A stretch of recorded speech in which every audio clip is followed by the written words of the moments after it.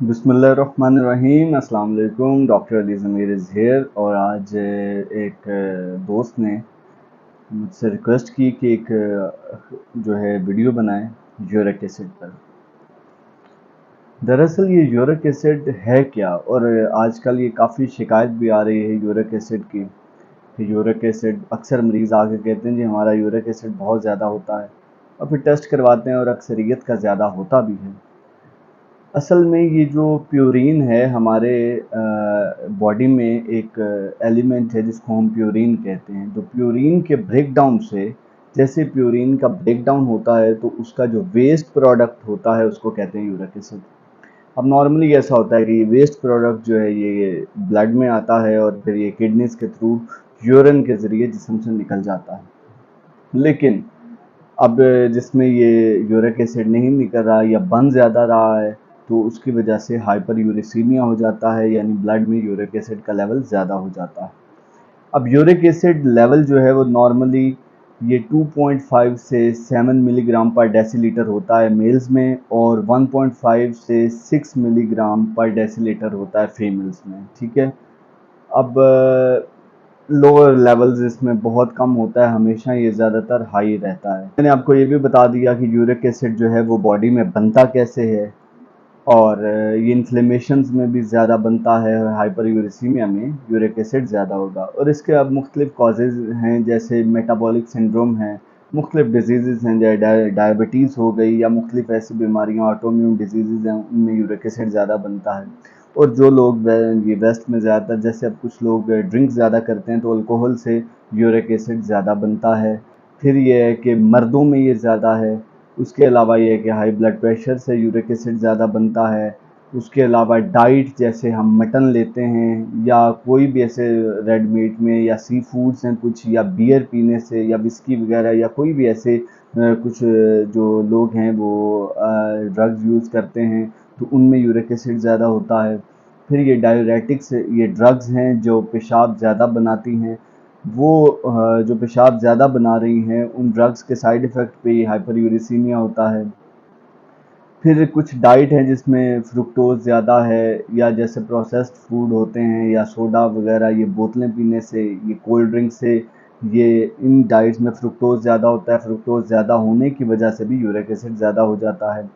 और फिर ये है कि मुख्तलिफ डिजीज़ हैं, जैसे ब्लड कैंसर में यूरिक एसिड ज़्यादा होता है, स्किन की एक डिजीज़ सोरियासिस है उसमें यूरिक एसिड ज़्यादा होता है, और फिर मुख्तलिफ ये टाइप के एनीमियास हैं, यानी खून की जो कमी है उसमें भी यूरिक एसिड ज़्यादा हो जाता है। फिर ड्रग्स में कुछ इम्यूनो सुप्रेसेंट मेडिकेशंस आती हैं, जैसे डेल्टा कॉट्रल वगैरह, या ये मतलब स्टेरॉइड्स वगैरह, उनसे भी जो इम्यूनो सुप्रेशन करते हैं उन मेडिसिन से भी यूरिक एसिड ज़्यादा हो जाता है। अब यूरिक एसिड बज़ाते खुद ज़्यादा होना भी एक डिज़ीज़ है जिसको हाइपर यूरिसीमिया कहते हैं, और ये लॉन्ग टर्म चलती रहे तो इससे मुख्तलिफ इसके मेडिकल कंडीशंस होती हैं। जैसे सबसे मेन चीज़ आती है गाउट। गाउट जोड़ों का एक ख़ास किस्म का दर्द है, और ख़ास तौर पर ये बिग टो में होता है, यानी पाँव के अंगूठे में ये स्वेलिंग हो जाती है जोड़ की, और पाँव के अंगूठे में ये सबसे ज़्यादा होता है। तो इसमें यह है कि यूरिक एसिड जॉइंट और टिश्यूज़ में चला जाता है और वहाँ पर पेन करता है, स्वेलिंग कर देता है, और उसके रंग को तब्दील कर देता है, डिस्कलरेशन हो जाती है। और ये एंकल्स में और मुख्तलिफ जॉइंट्स में और नीज़ में ये बहुत कॉमन है। तो इसके लिए बहुत ज़रूरी है कि वो ये यूरिक एसिड की क्रिस्टल्स होती हैं, ये टेस्ट में ये नज़र आती हैं, ये इसकी डायग्नोसिस हो जाती है। ये यूरिक एसिड क्रिस्टल्स चेक करवाएं तो वो निकल आते हैं। उसके लिए ये है कि उसका साइनोवियल फ्लूइड लेते हैं, जोड़ के अंदर से जो फ्लूइड है उसका वो फ्लूइड लेके लेबॉर्ट्री में चेक करें तो उसमें यूरिक एसिड क्रिस्टल्स होती हैं। तो ये गाउट में ये है। फिर दूसरा, कैंसर की ट्रीटमेंट में मुख्तलिफ मेडिसिन ऐसी यूज़ होती हैं कीमोथेरेपी में, जो यूरिक एसिड को ज़्यादा कर देती हैं। उसके अलावा ये किडनी अगर प्रॉपर फंक्शन नहीं कर रही, क्योंकि प्यूरिन ने ब्रेक डाउन होना है, और प्यूरिन की ब्रेक डाउन के साथ ये किडनी में ब्लड में आएगा यूरिक एसिड, और यहाँ से फिर किडनी के ज़रिए, पेशाब के ज़रिए ये निकल जाएगा। और अब अगर किसी की किडनी प्रॉपर काम नहीं कर रही, किडनी स्टोन है, या उसको कोई भी नेफ्राइटिस वगैरह, ग्लोमेरुलोनेफ्राइटिस है, या कोई ऐसी डिज़ीज़ है, तो उसमें भी यूरिक एसिड उसका ज़्यादा हो जाएगा। फिर यूरिक एसिड कम भी हो सकता है, वो एक बहुत रेयर एक बीमारी है जिसको हम फेनकोनी सिंड्रोम कहते हैं, उसमें यूरिक एसिड जो है वो कम हो जाता है। और ये भी किडनी की मुख्तलिफ डिजीज़ में आता है और सबसे ज़्यादा कॉमन है डिहाइड्रेशन, पानी की कमी की वजह से भी ऐसा हो जाता है। अब बात करते हैं कि यूरिक एसिड अगर ज़्यादा है एक पेशेंट का तो उसके सिम्टम्स क्या होंगे। तो जब अगर यूरिक एसिड ज़्यादा होगा और अगर उससे गाउट हो जाता है तो गाउट में मैंने पहले बताया कि पेनफुल और स्वॉलन जॉइंट्स हो जाएंगे।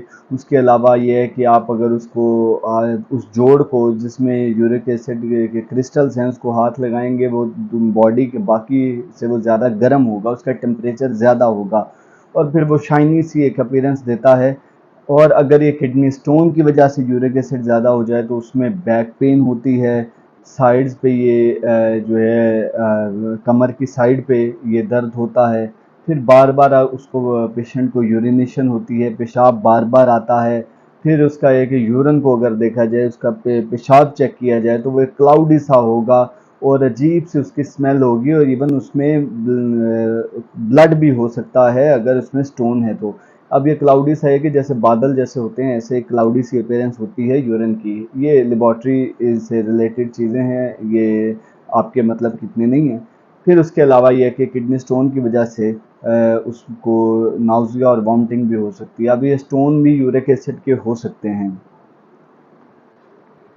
और फिर एक यूरिक एसिड कम हो जाए जिसमें वो एक बहुत रेयर है कि बंदा एक बार बार पेशाब कर रहा है और पानी उस तरह से नहीं ले रहा, तो डिहाइड्रेशन की वजह से यूरिक एसिड कम भी हो जाता है।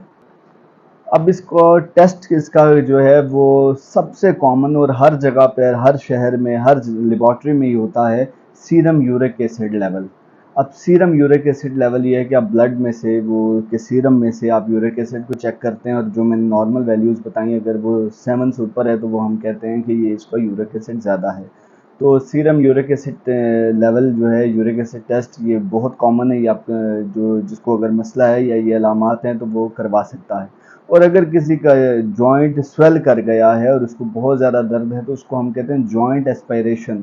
जॉइंट एस्पायरेशन में होता है कि जोड़ के अंदर से वो फ्लूइड जो अंदर पानी इकट्ठा हुआ है वो पानी लेकर उसमें यूरिक एसिड के क्रिस्टल्स चेक किए जाते हैं।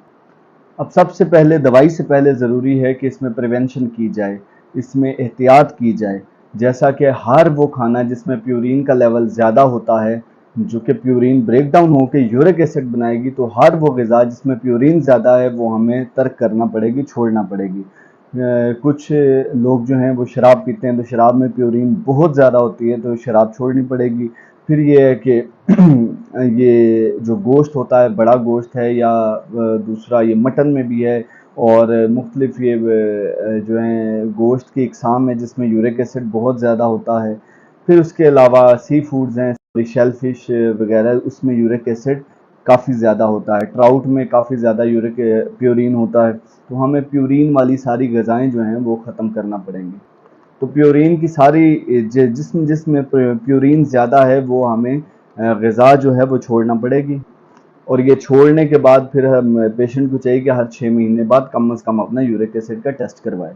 ये काम है जो पेशेंट ने करना है। फिर अगला काम है जो डॉक्टर ने करना है, वो डॉक्टर के पास हैं और बोलें कि हमारा यूरिक एसिड ज़्यादा है तो बहुत एक सिंपल सी ट्रीटमेंट है, एक दवाई है सिर्फ, वो हम प्रिस्क्राइब करते हैं तो उससे पेशेंट का यूरिक एसिड लेवल कम हो जाता है।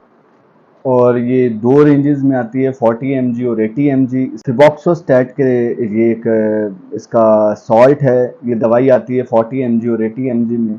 ये एज पर डॉक्टर प्रिस्क्रिप्शन आप ले सकते हैं। सबसे पहले ये कि आपका टेस्ट हो और पहले ये कि तशखीस होना ज़रूरी है, उसके बाद ये दवाई कुछ को हम ओडी डोज देते हैं, कुछ को बीडी यानी दिन में 1 टाइम, किसी को 2 टाइम।